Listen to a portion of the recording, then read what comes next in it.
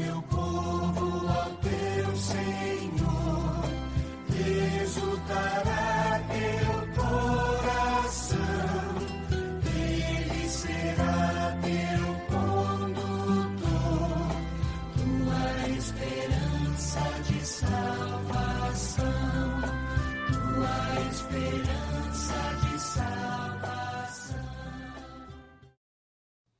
Olá pessoal, sejam bem-vindos a mais esse vídeo encontro de catequese. O tema hoje é sobre o purgatório. E aí? O que é que vem na cabeça quando se fala em purgatório? É possível que ainda tenhamos essa imagem, essa ideia de um lugar assustador, um lugar para apagar os pecados, um lugar terrível, fogo que queima as penas daqueles que morreram. O certo é que ainda hoje existem muitas dúvidas com relação ao purgatório. A doutrina mesmo começou a ser construída lá no século XII. Mas antes disso, declarações papais, os padres da igreja já faziam menção a esse estado purificatório pelo qual aquelas pessoas que morreram na graça de Deus deverão passar para chegar, né, ao encontro com o Senhor, nosso Pai. Na verdade, o purgatório ele não é um lugar, um ambiente, espaço temporal, que ali são recolhidos todos aqueles que faleceram na graça de Deus e ali vão passar um tempo, né, pagando uma penitência, né, padecendo. Nada disso. Mas, na verdade, o purgatório ele tem a sua lógica e que a gente pode encontrar um escrito mais próximo da gente, de uma forma diferente do que o magistério costumava falar. É com a encíclica Spes Salvi, do Papa Emérito Bento XVI, escrita em 2007. E aqui eu falo nos parágrafos 45 a 48 da encíclica. Diz assim alguns trechos. Para alcançar a salvação, é preciso atravessar pessoalmente o fogo, para se tornar definitivamente capaz de Deus e poder sentar-se à mesa do banquete nupcial eterno. E ainda fala, no momento do juízo, experimentamos e acolhemos este prevalecer do seu amor sobre todo o mal do mundo e em nós. O momento transformador deste encontro escapa à cronometragem eterna, ou melhor, a terrena. É tempo do coração, tempo da passagem à comunhão com Deus no corpo de Cristo. Então a gente percebe que o purgatório, na visão do Papa Emérito Bento XVI, não é um lugar, categorias humanas, mas é coisa de Deus. É Deus que, pelo seu infinito amor, deseja que o ser humano passe por uma situação em que ele vai purgar tudo aquilo que foi vício, que foi errado na sua vida, para que ele possa, então, se encontrar com ele no banquete eterno. Ok? Então vamos caminhar, vamos refletir um pouquinho, a começar pelo magistério da Igreja. Foram em 3 grandes concílios da Igreja que formaram a doutrina do purgatório: Concílio de Lyon, Florença e Trento. Outros concílios e pronunciamentos do magistério da Igreja também mencionam, né, sobre o purgatório, mas nada muito consistente. Mas o purgatório é um dado de fé proclamado pela Igreja e tem a sua lógica. Vamos acompanhar. O Concílio de Lyon, numa definição em 1274, diz sobretudo que aqueles que morrem sem pecado mortal ou com pecado venial são purificados depois da morte num lugar. E aí fala de um lugar, mas sem precisar bem o que seja isso. Esse lugar é definido como o purgatório. E diz ainda que aquelas pessoas no purgatório podem ser ajudadas pelos sufrágios da Igreja.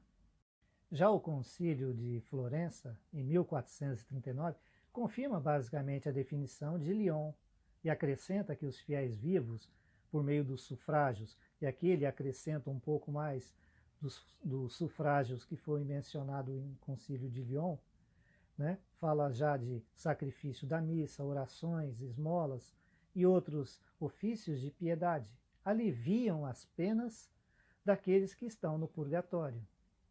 E acrescenta que os batizados que não incorreram em mancha alguma de pecado e os já purgados são imediatamente recebidos no céu e verão claramente Deus mesmo. Mas aqueles que morreram com pecado mortal ou com pecado original descem imediatamente ao inferno, mas com penas diferenciadas. Já o Concílio de Trento, em suas definições por volta de 1562, não acrescenta muito a doutrina do purgatório, porém define como dado de fé, e aí vem a coisa importante, decreta que existe o purgatório e que a doutrina ensinada pelos outros concílios, os padres da Igreja, ela seja crida, mantida e ensinada, e em todas as partes pregada pelos fiéis de Cristo. Já o Concílio Vaticano II, que ocorreu pelos anos 1962 a 65, com a Constituição Dogmática Lumen Gentium, lá no parágrafo 51, apenas concorda com tudo que os concílios, os padres, as definições do passado fizeram sobre o purgatório, e não acrescenta grandes coisas com relação à doutrina do purgatório. O Papa Emérito Bento XVI, ao proclamar a encíclica Spes Salvi, né, que dá esperança que fomos salvos, conduz de forma bem mais lúcida e perspicaz o sentido lógico do amor de Deus no purgatório. Ele diz lá nos parágrafos 45 e 48 sobre a vida humana no encontro com o Senhor, juiz e salvador, que nos purifica, transforma e liberta, como fogo, para nos tornar verdadeiramente nós mesmos. E assim, a partir de Bento XVI, nós não vemos outras publicações, outras definições mais claras sobre o purgatório. Bom, então vamos à nossa reflexão. Primeiro, a Igreja crê existir para os que morreram na graça e na amizade de Deus a passagem por um estado de purificação, a fim de obter a santidade necessária para entrar na alegria do céu. Isso diz, né, o Catecismo da Igreja Católica, lá no parágrafo 1030. E diz que é um estado de purificação, um estado intermédio entre a morte e a realização plena do encontro definitivo com Deus. A visão beatífica, ver Deus face a face, como ensina Paulo na carta aos Coríntios, primeira carta aos Coríntios, capítulo 13, versículo 12. Agora, o que é importante, e em primeiro lugar, é deixar claro que Deus ama o ser humano desde sempre e quer a evolução do homem até a plenitude do encontro de amor com Ele. Essa evolução é um crescimento humano, conforme o modelo da nova criação em Jesus. Durante esta vida nesse mundo, existem condições para a evolução espiritual. Jesus ensinou à Igreja e ela transmite o que recebeu e nos ajuda a compreender as palavras do Mestre e colocá-las em prática. Ora, isso perpassa toda a existência humana, até a passagem pelo purgatório. Deus deseja o crescimento humano das pessoas e isso conduz à vida em abundância. Diz Jesus no Evangelho, no Evangelho de João, capítulo 10, versículo 10. Eu vim para que todos tenham vida em plenitude. E assim é o percurso natural da vida humana. Inicia aqui e passa pela morte, inevitavelmente. Porém, tem a plenitude da vida eterna com Deus. Porém, entre essas duas realidades, existe o purgatório. Então, na primeira realidade humana, a vida neste mundo, o Pai espera que os nossos passos no percurso rumo a Ele estejam aliados em Jesus. Jesus é o caminho que leva ao Pai.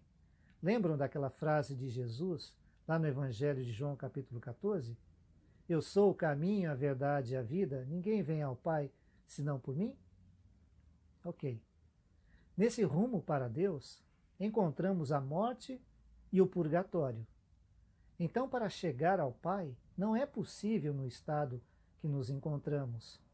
Nós não somos perfeitos e santos suficientes para entrarmos ou estarmos diante de Deus, mas Deus deseja que vivamos uma vida de santidade. Mas ao mesmo tempo, somos limitados, imperfeitos e pecadores. Não combina essa personalidade no mundo de Deus. A nossa vida não corresponde absolutamente aos critérios de Deus, por sermos apenas criaturas humanas. Deus, segundo o seu projeto de amor, tem uma expectativa para nós. Mas as paixões, orgulho, desejos de poder, egoísmo, fragilidade emocional vão criando marcas, manchas, que são as imperfeições e que precisam ser reparadas.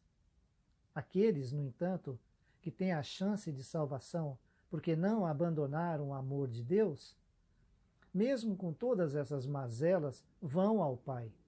E Deus compreende tudo isso e é misericordioso para conosco.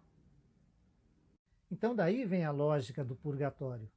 Se a igreja, teólogos e os padres da igreja ainda não formularam algo consistente sobre o purgatório, a lógica do amor de Deus que quer que todos sejam salvos e tenham vida plena, nos diz que é preciso uma reparação para encontrar com o Pai.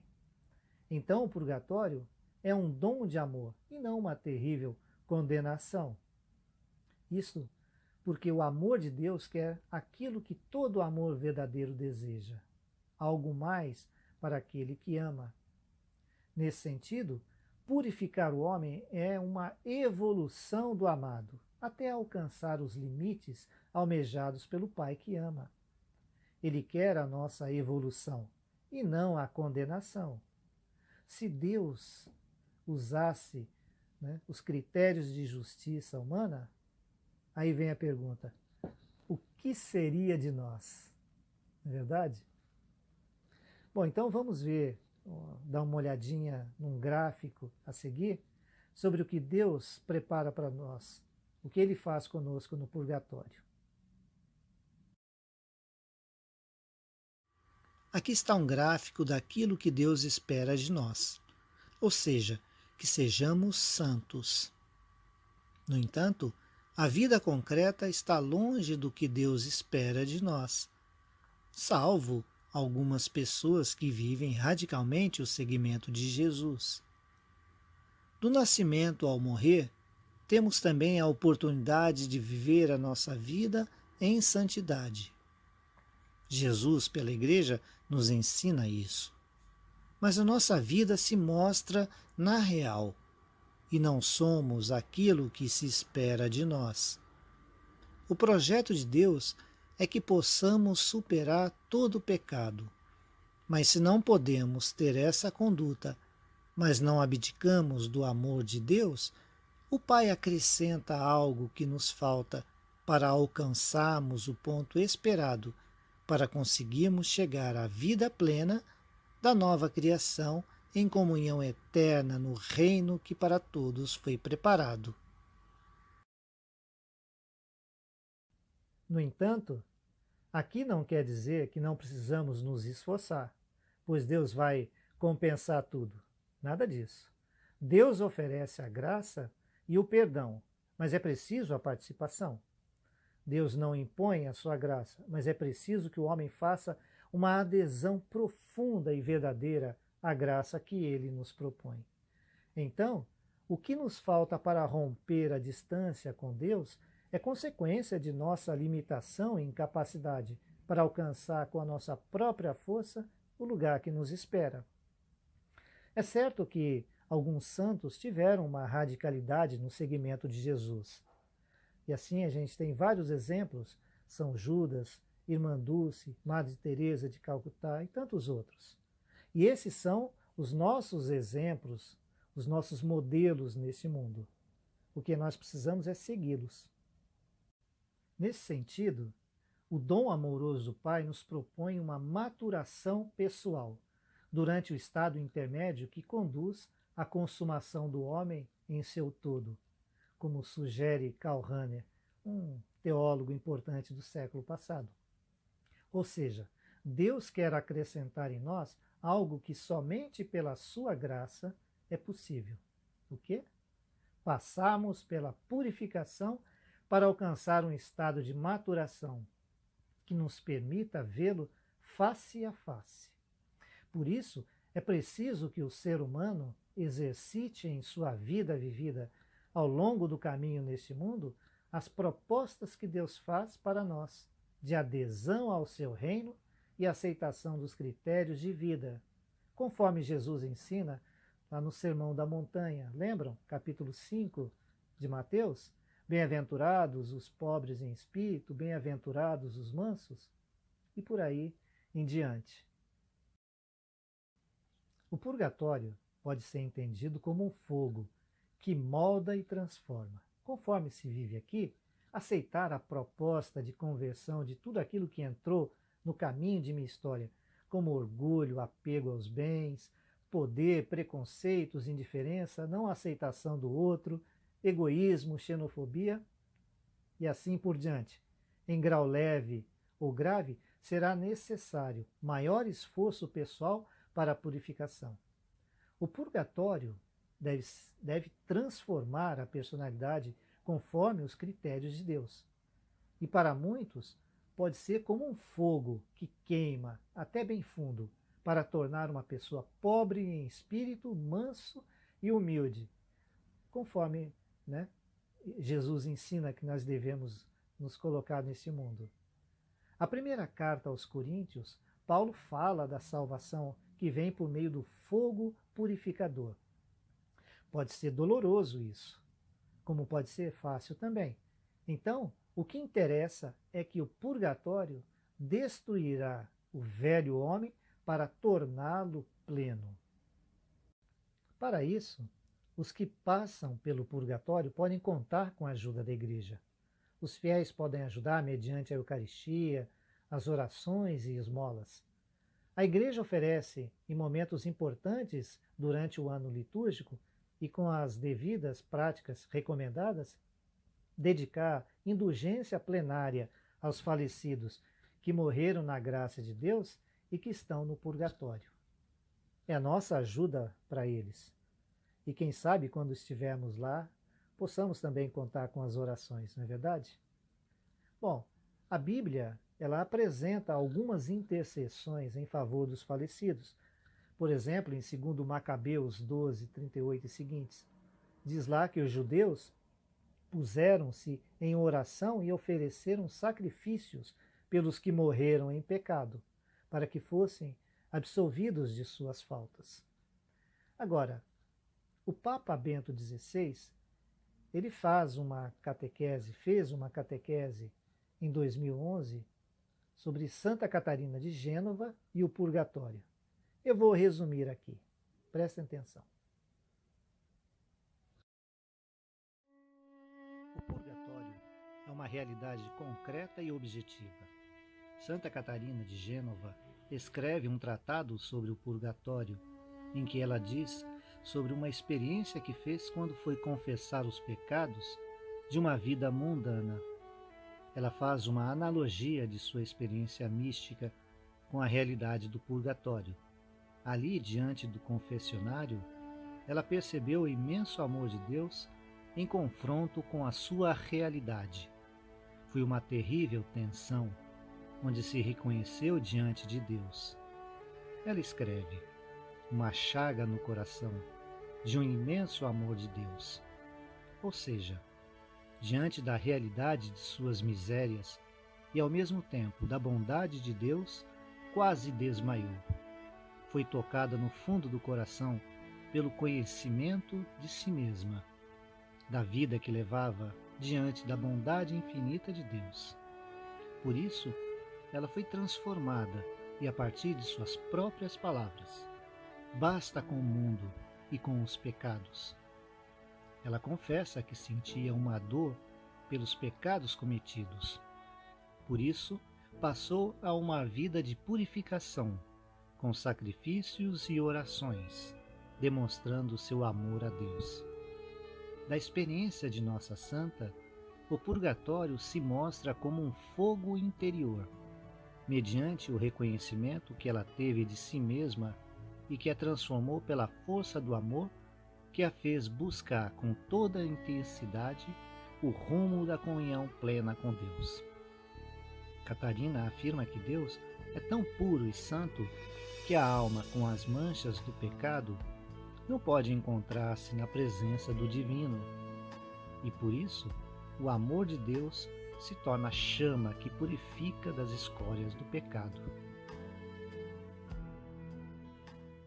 Então, podemos concluir que o purgatório é um dom de Deus para nos ajudar a passar de um estado de vida construída nesse mundo imperfeito e cheio de vícios para a vida plena onde o Pai reservou para os filhos que retornam para Ele, purificados numa nova criação.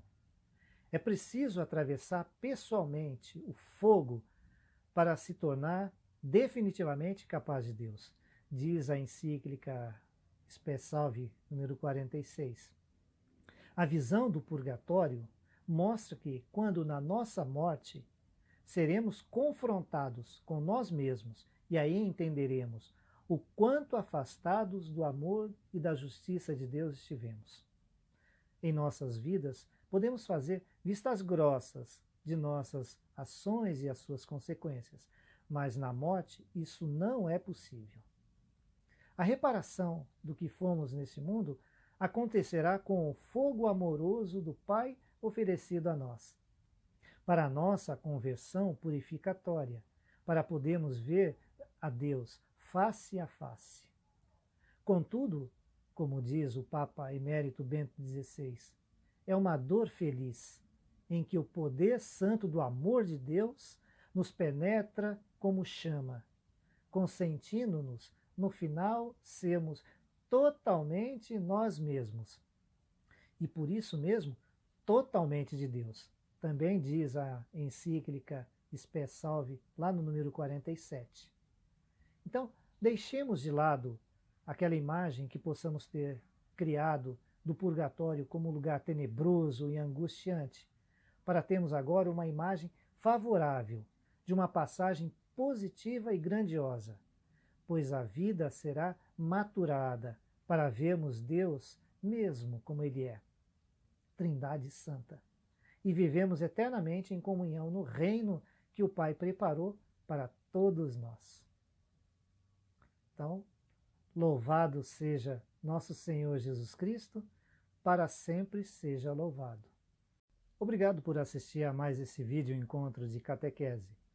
Se você gostou, se inscreva lá no nosso canal e curta lá os vídeos que nós preparamos, ok?